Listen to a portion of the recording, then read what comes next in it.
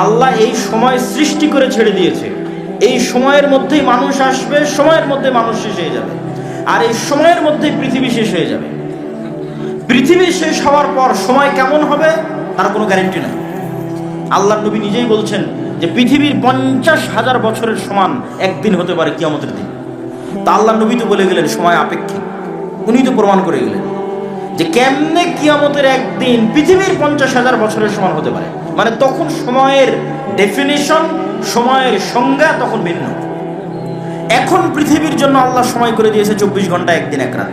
এটা আল্লাহর সৃষ্টি। এই জন্য অনেক জায়গায় গিয়ে দেখবেন মানুষ প্রশ্ন করে, ভাই সৌদি আরবে লাইলাতুল কদর ছিল, আজ এখানে কেমনে লাইলাতুল কদর হয়?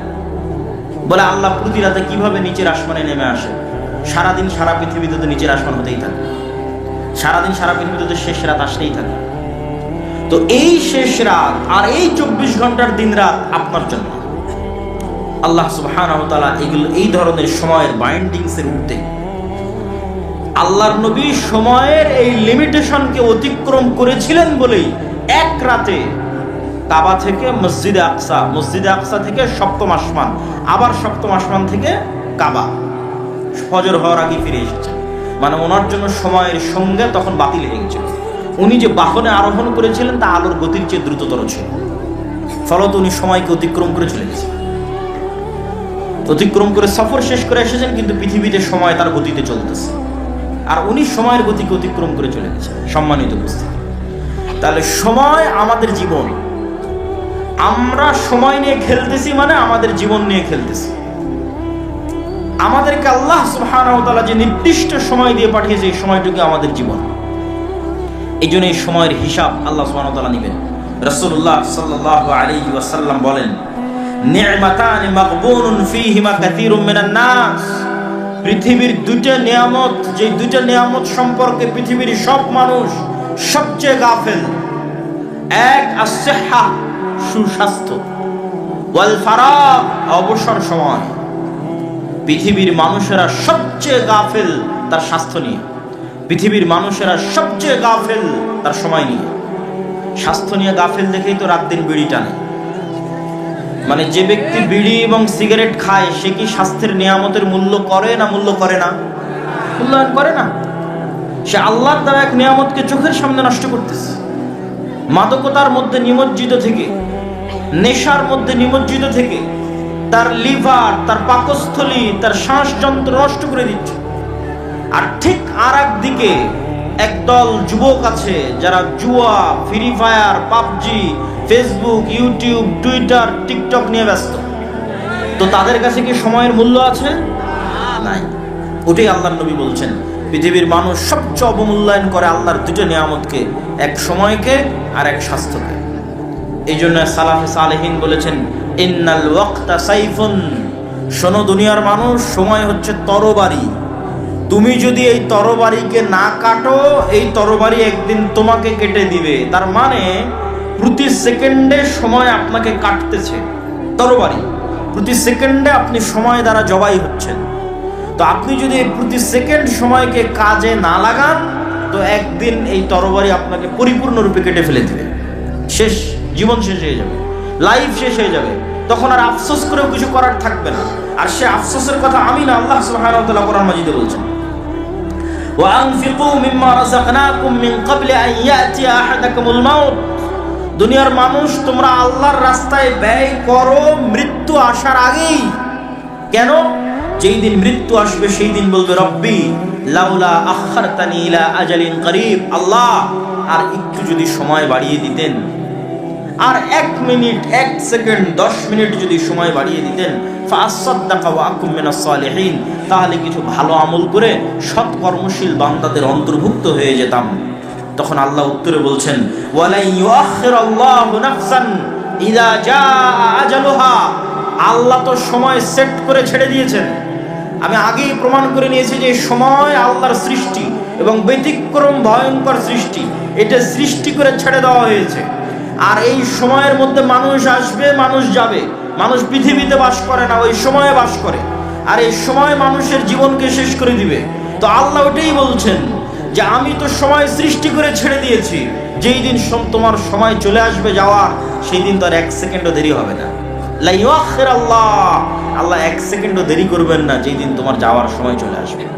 সম্মানিত উপস্থিতি, তাহলে সময় আমাদের জীবনকে প্রতিদিন ধ্বংস করে দিচ্ছে, কাটতেছে, কিন্তু আমরা সৎ আমল করতেছি না। কিন্তু যেই দিন সময় ঘনিয়ে আসবে সেই দিন আমরা আফসোস করলেও সৎ আমল করার সুযোগ থাকবে না। এই জন্য রাসূলুল্লাহ সাল্লাল্লাহু আলাইহি ওয়াসাল্লাম আরেক হাদিসে স্পষ্ট করে বলছেন, ইগতানিম খামসান ক্বাবলা খামসিন, দুনিয়ার মানুষ পাঁচটা জিনিসের পূর্বে পাঁচটা জিনিসকে মূল্যায়ন করো। হায়াতাকা ক্বাবলা মাউতিক, মৃত্যু আসার পূর্বেই যতদিন বেঁচে আছো এই বেঁচে থাকাকে মূল্যায়ন করো। সিহহাতাকা ক্বাবলা সাকামিক, অসুস্থ হওয়ার আগে যতদিন সুস্থ আছো এই সুস্থ থাকাকে মূল্যায়ন করো। ওয়া ফারাগাকা ক্বাবলা শুগলিক, ব্যস্ত হওয়ার আগে যতটুকু সময় অবসর পেয়েছো এই অবসর সময়কে কাজে লাগাও। ওয়া শাবাবাকা ক্বাবলা হারামিক, বৃদ্ধ হওয়ার আগে যুবক আছো এই যুবক বয়সকে কাজে লাগাও।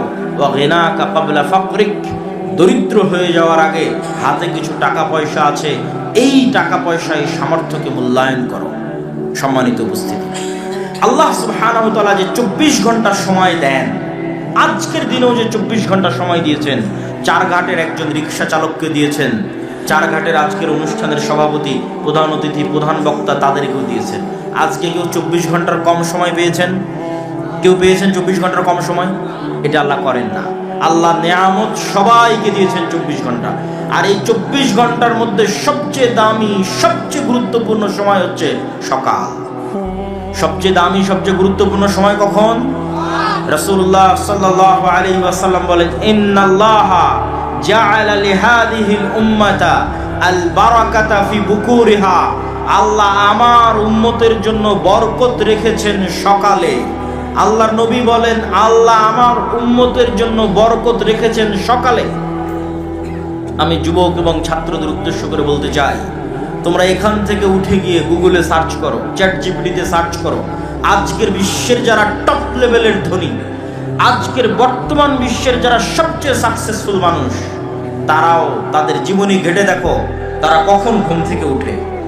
দেখবা 90%-এরও বেশি সফল মানুষ সকালে ঘুম থেকে উঠে।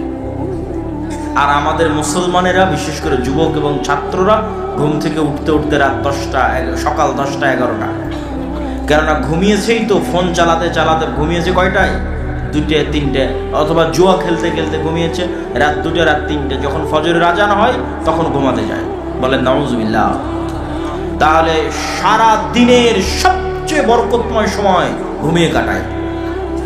এই জন্য ইবনুল কাইয়িম রাহিমাহুল্লাহ বলছেন, আমাদের সালাফে সালেহিন লা ইয়ানামুনা বা'দা সালাতিল ফজর, আমাদের সালাফগণ ফজরের সালাতের পর ঘুমাতেন না। ওয়ালাউ ফি শিদ্দা ও ফি সাফার, যদিও সফরে থাকতেন, কষ্টের মধ্যে থাকতেন তাও না, যদিও রাত জাগতেন তাও না। তাহলে রাত জাগলে কি করতেন, সফরে থাকলে কি করতেন? দেখেন উনি সমাধান দিচ্ছেন, বলছে ইয়ান্তাজিরুনা ইলা তুলু'ইশ শামস, যদি খুব কঠোর পরিশ্রম করে রাত জেগেছে, ঘুমাতে হবে, কিছু করার নাই। সারা রাত সফর দিয়েছে, ঘুমাতে হবে, কিছু করার নাই। তো তখনও তারা অপেক্ষা করতেন সূর্য ওঠা পর্যন্ত, কষ্ট করে হলেও সূর্য ওঠা পর্যন্ত জেগে থাকতেন।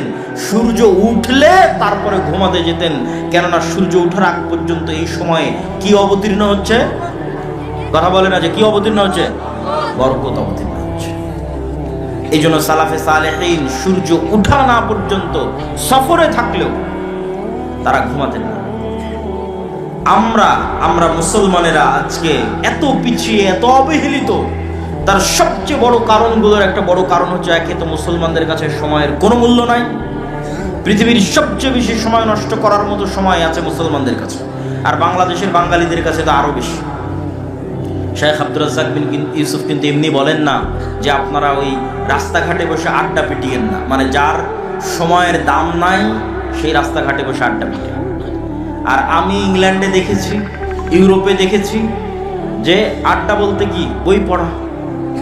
আপনি ট্রেনে সফর করবেন তাও দেখবেন মানুষ বই পড়ছে, এয়ারপোর্টে বিমানবন্দরে যাবেন বিমানে দেখবেন তাও মানুষ বই পড়ছে।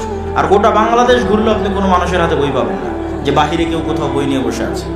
বরং সব জায়গায় চলতেছে গীবত, আড্ডা, নিন্দা। আর গণতান্ত্রিক রাজনীতি এত জঘন্য, এত নিকৃষ্ট যে মানুষকে গীবত করাই শেখায়। আর আমাদের আলেম ওলামা এবং দিনী ভাইদের জন্য আরো বড় অ্যালার্মিং, আরো বড় ভয়ঙ্কর অ্যালার্মিং, যে যারা দিনের কথা বলে, কোরআনের কথা বলে, হাদিসের অনুসারী বলে নিজেদের দাবি করে, তারাও গল্পে বসলে একটা কোরআনের আয়াত নিয়ে গল্প করে না, একটা আল্লাহর নবীর হাদিস নিয়ে গল্প করে না, এরাও গল্প করে কোন বক্তা কি বললো, কে কার বিরুদ্ধে লেগে গেল। সবাই সময় নষ্ট করতেছে, কেউ প্রোডাক্টিভ কিছু করতেছে না, যে কাজ দিয়ে দেশ ও জাতির কোনো উপকার হবে এটা কেউ করতেছে। তাহলে আপনার জাতি উন্নত হবে কিভাবে? সম্মানিত উপস্থিতি,